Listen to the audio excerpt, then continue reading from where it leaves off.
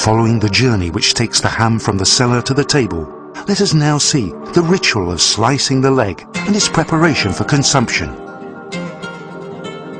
In order to cut the Iberian ham correctly, it is essential to have a ham holder which should hold the leg firmly and be comfortable when slicing the piece, as well as a long, sharp, flexible knife without serrations.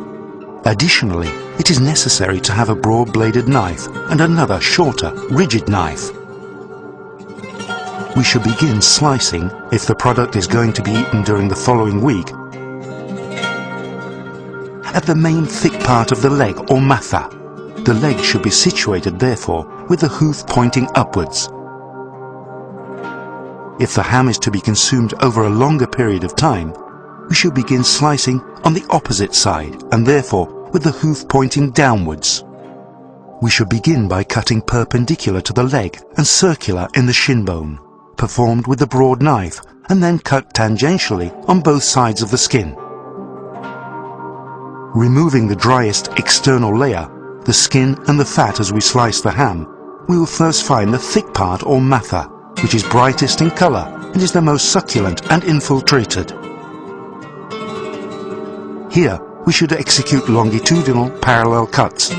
We can observe that two types of slices are obtained, those from the central zone which are more marbled, and others from the hock or back of the knee, which are darker and more fibrous, but which are very tasty and full of aroma.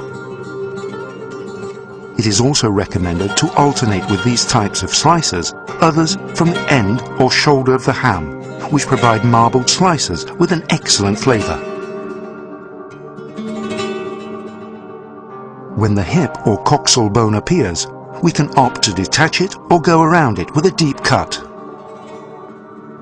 Once we have sliced the thick part, the matha, we should change the position of the ham in order to begin slicing the narrow reverse side, which is made up of the stifle or knee joint and the shoulder. These slices are darker and less infiltrated with fat, and so it is better to leave the intramuscular fat and a little of the subcutaneous lard, which, as we have already said, is highly aromatic and gives the slices a more succulent taste.